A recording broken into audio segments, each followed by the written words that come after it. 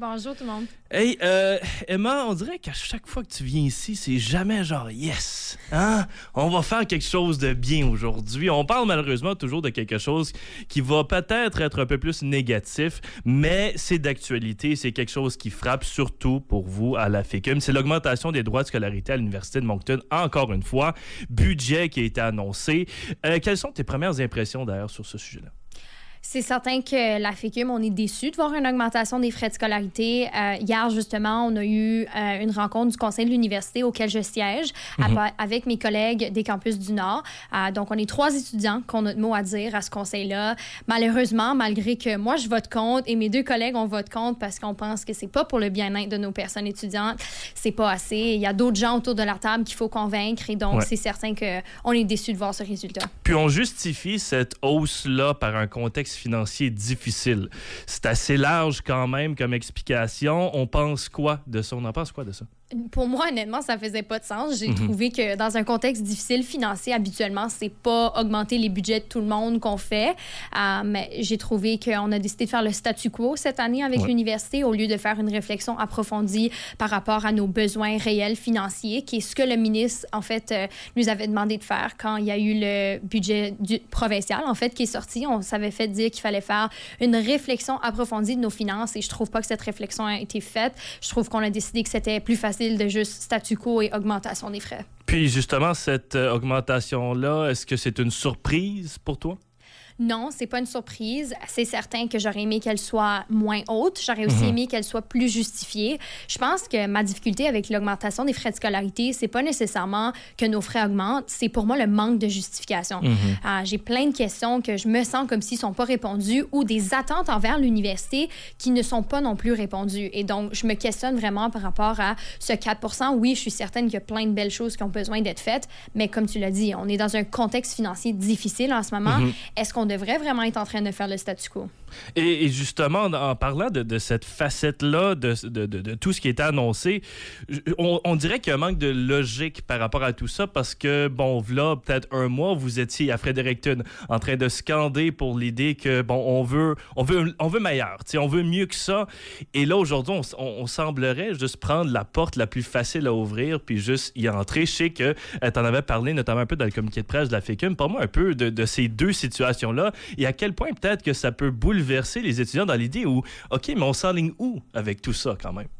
Tellement. Ça a été vraiment beau de voir à quel point les étudiants partout au Nouveau-Brunswick se sont ralliés ensemble, comme tu l'as mentionné, à la manifestation à Fredericton. Je pense vraiment que ça a eu son impact parce que, comme vous le savez, on a eu 0 % de coupure ou d'augmentation qui techniquement finit par être vraiment une coupure en raison de l'inflation.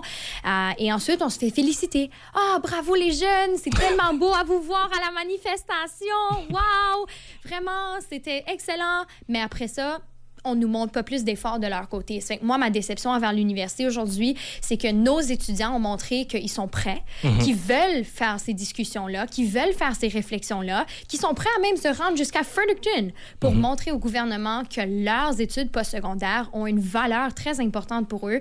Et ensuite, l'université qui s'est fait dire « Ah, 0 % aujourd'hui, mais attendez-vous à une coupure plus tard. Là, on veut que vous preniez l'année pour réfléchir à vos finances. » Et l'université a choisi de ne pas faire ça.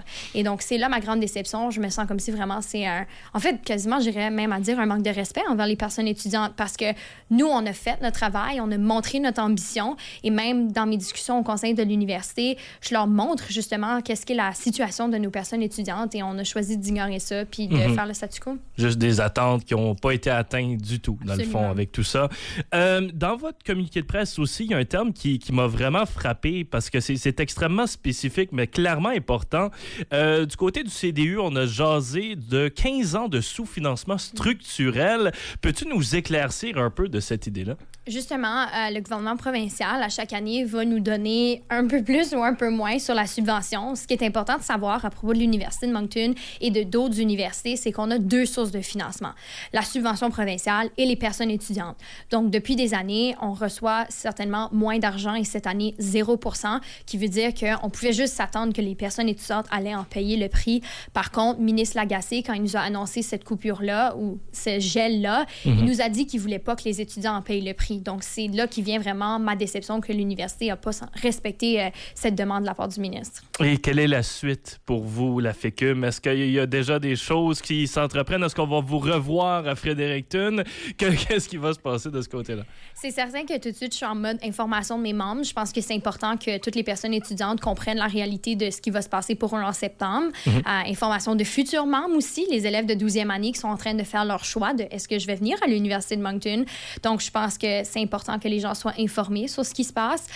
Quand ça vient à une prochaine date à Fredericton, c'est certain que moi, je suis en communication avec le gouvernement pour parler de ces coupures-là. C'est très, très, très important que les personnes étudiantes, on ait notre place autour de la table de discussion quand on parle de financement des institutions postsecondaires.